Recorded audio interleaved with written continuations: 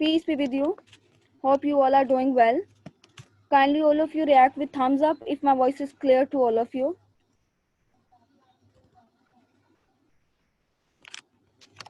Today your first lecture is computer and after that your science lecture is. Okay, shall I start the lecture? I will share the screen with you.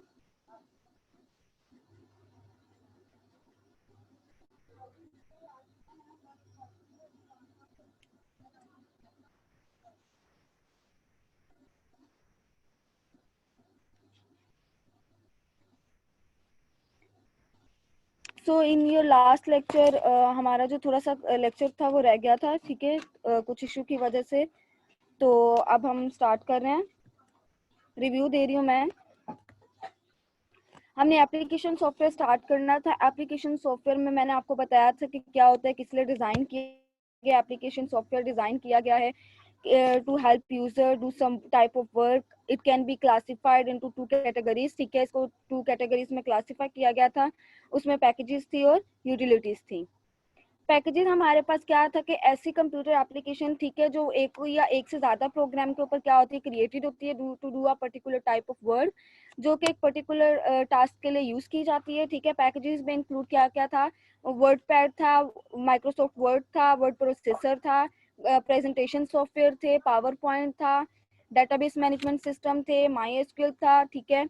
और आपके पास जितने भी accounting software थे, spreadsheet थी, Excel थी, ठीक है। ये सारे आपके पास क्या थे? पैकेजेस थे। नेक्स्ट आपके पास आ गया था यूटिलिटीज। यूटिलिटीज में आपके पास क्या था कि यूटिलिटीज इज अ प्रोग्राम। ये कैसा प्रोग्राम है? डिजाइन किया गया किसके लिए?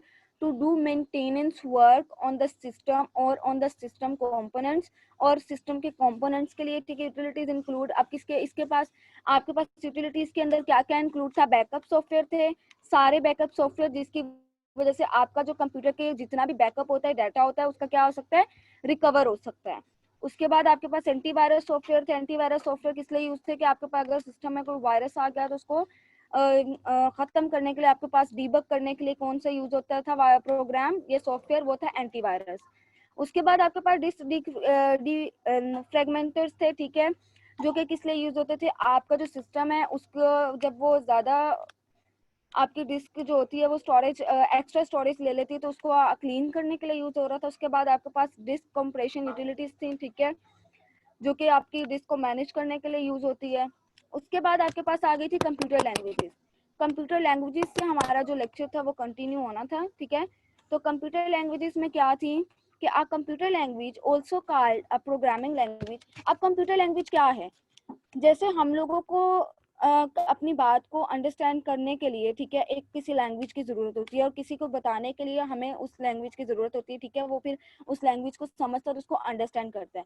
अब लाइक हम लोग अगर इंग्लिश पीपल्स होते हैं, उनके सामने अगर हम उर्दू बोलें तो वो उर्दू अंडरस्टैंड नहीं कर सकते, उन्हें इंग्लिश ही समझ आती है। इसी तरीके से क्या होता है कि कंप्यूटर जो है उसकी अपनी एक लैंग्वेज होती है, ठीक है, जो जीरोज और वन की फॉर्म में काम करता है। कंप्यूटर को हम अपनी लैंग्वेज, अब स्ट्रेट फॉरवर्ड कंप्यूटर को इंग्लिश तो समझ नहीं आती है, हमारी स्टेटमेंट तो समझ नहीं आती, हम डाटा इनपुट करते हैं, वो एज इट इज तो उसको अंडरस्टैंड नहीं करता। तो क्या होता है कि कंप्यूटर की जो लैंग्वेजेस होती हैं वो उसको कन्वर्ट करती हैं कंप्यूटर की लैंग्वेज में, जो कन्वर्टर होते हैं। फिर वो क्या होता है कि हमारी ह्यूमन लैंग्वेज को कम मशीन लैंग्वेज में कन्वर्ट करके कंप्यूटर को ट्रांसफर करते हैं, और कंप्यूटर उस वक्त अंडरस्टैंड करता है कि हमने उसको क्या इंस्ट्रक्शन दी है। तो computer language also called a programming language. Computer language को हम क्या कहते हैं? प्रोग्रामिंग लैंग्वेज भी कहते हैं। Is use to write and develop software. किस लिए यूज होती है? सॉफ्टवेयर को राइट और डेवलप करने के लिए, ठीक है। जितने भी सॉफ्टवेयर हम लोग यूज करते हैं, उनको लिखते हैं या राइट करते हैं, वो हमारे पास किस लिए यूज होते हैं? कंप्यूटर लैंग्वेजेस के थ्रू वो सॉफ्टवेयर क्रिएट होते हैं, ठीक है। कंप्यूटर लैंग्वेज कैन ऑल्सो भी क्लासिफाइड इनटू 2 बोर्ड कैटेगरीज। अब कंप्यूटर के लैंग्वेजेस को किस में डिवाइड किया गया है? 2 कैटेगरीज में। एक होती है आपके पास लो लेवल लैंग्वेज, एक होती है हाई लेवल लैंग्वेज। ये मैंने आपके सामने एक ग्राफ बना दिया, डायग्राम बना दिए, ठीक है, फ्लो चार्ट। इससे आप लोग को पता चल जाएगा कि कंप्यूटर लैंग्वेज और फर्दर उसको 2 कैटेगरीज में क्लासीफाई किया गया। एक आपके पास होती है लो लेवल लैंग्वेज और एक होती है high level language. Low level language क्या होती है? सबसे पहले तो लो लेवल लैंग्वेज क्या होती है? जो कंप्यूटर के नियर होती है और ह्यूमन से फार होती है, वो होती है लो लेवल लैंग्वेज। इट्स मीन कि कंप्यूटर अंडरस्टैंड उसको इजीली कर लेता है, लेकिन ह्यूमन को वो लैंग्वेज क्या होती है अंडरस्टैंड करना मतलब अनेबल होता है ह्यूमन उसको अंडरस्टैंड करने के लिए, लेकिन जो कंप्यूटर होता है लो लेवल लैंग्वेज को अंडरस्टैंड जल्दी कर लेता है, ठीक है, इजीली कर लेता है। अब लो लेवल लैंग्वेज को भी फर्दर टू कैटेगरीज में, टू टाइप्स में डिवाइड किया गया। एक होती है मशीन लैंग्वेज, एक होती है आपके पास असेंबली लैंग्वेज। अब low level languages are machine dependent, ठीक है। अब लो लेवल लैंग्वेज जितनी होती हैं वो क्या होती है, मशीन डिपेंडेंट, यानी कि वो मशीन पे डिपेंड करती हैं। Code written for one machine might not work to the on the other. अब मशीन डिपेंडेंट होती है तो ये जरूरी नहीं कि अगर एक कोड मैं वर्ड के लिए, वर्ड के प्रोग्राम के लिए, एक्सेल के लिए भी काम करे, या एक कोड अगर मैं सिस्टम के लिए लिख रही हूँ अपने कंप्यूटर सिस्टम के लिए, तो वो किसी दूसरे सिस्टम पे भी वर्क करे। क्योंकि हमारे पास मशीन डिपेंडेंट होती है, तो जो जिस मशीन में वो कोड लिखा जाता है वो उसी मशीन में वर्क करता है, वो किसी दूसरी मशीन में वर्क नहीं करता। ये आपके पास एक फ्लो चार्ट बना हुआ है, इसके अंदर लो लेवल लैंग्वेज, ठीक है, इसको फर्दर टू कैटेगरीज में डिवाइड किया हुआ है, मशीन लैंग्वेज और असेंबली लैंग्वेज। अब मशीन लैंग्वेज क्या? Machine language is the language that the computer understand and can execute directly without translation. अब क्या होता है, मैंने आपको बताया कि जितनी भी लैंग्वेज होती हैं उनको क्या करना पड़ता है, हमें ट्रांसलेट करना पड़ता है, और जो कन्वर्टर होते हैं वो कन्वर्ट करते हैं उसको मशीन लैंग्वेज के अंदर। अगर हमारे पास कन्वर्टर ना हो तो हम मशीन लैंग्वेज के अंदर, मशीन जो होती है यानी कि जो हमारा सिस्टम होता है वो हमारी इंस्ट्रक्शन को अंडरस्टैंड नहीं कर सकता। तो उसके लिए हमें क्या होता है कि कन्वर्टर की जरूरत होती है। तो जो मशीन लैंग्वेज होती है वो क्या करती है कि हमारे पास, हमें किसी भी कन्वर्टर की जरूरत नहीं होती, वो डायरेक्ट मशीन अंडरस्टैंड कर लेती है।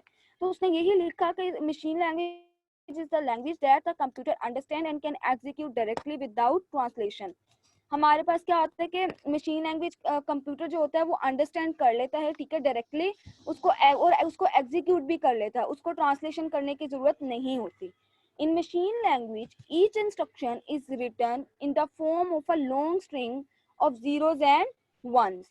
अब प्रोग्राम, अब क्या होता है कि मैंने आपको पहले बताया मशीन लैंग्वेज किसके ऊपर वर्किंग करती है, जीरोस और वन की फॉर्म में, ठीक है।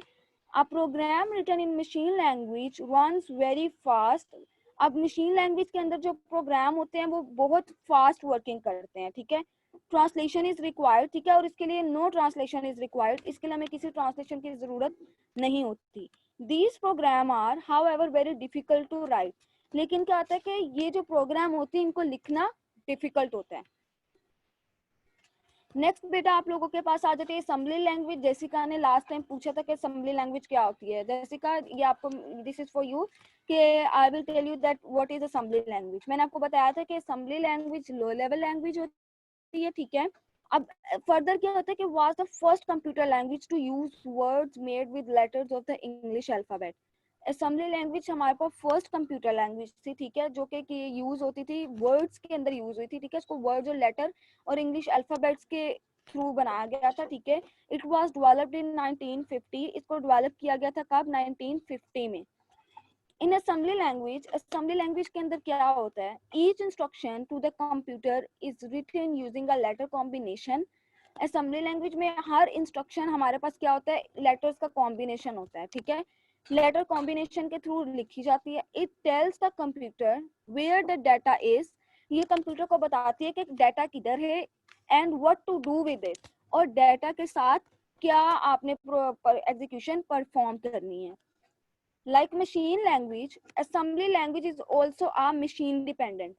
अब वो कहता है कि जैसे ऑब्वियसली लो लेवल लैंग्वेज है, तो लो लेवल लैंग्वेज क्या होती है, मशीन डिपेंडेंट होती है। तो इसी तरीके से जिस तरह असेंबली लैंग्वेज हमारे पास मशीन लैंग्वेज मशीन डिपेंडेंट थी, इसी तरीके से असेंबली लैंग्वेज भी हमारे पास क्या है, मशीन डिपेंडेंट है।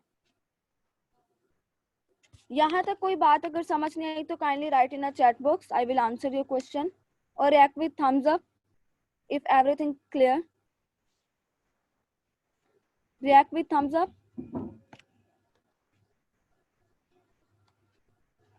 Everything is clear.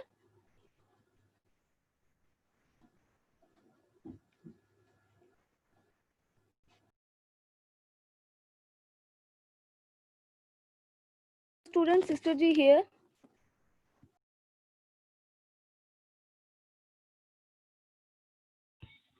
कि डाटा की प्रोसेसिंग कैसे करनी है। Like machine language, assembly language is also a machine dependent. अब हमारे पास क्या है कि जिस तरह मशीन लैंग्वेज है, इसी तरह मशीन लैंग्वेज हमारे पास मशीन डिपेंडेंट थी, इसी तरीके से जो असेंबली लैंग्वेज है हमारे पास वो भी क्या है, मशीन डिपेंडेंट है।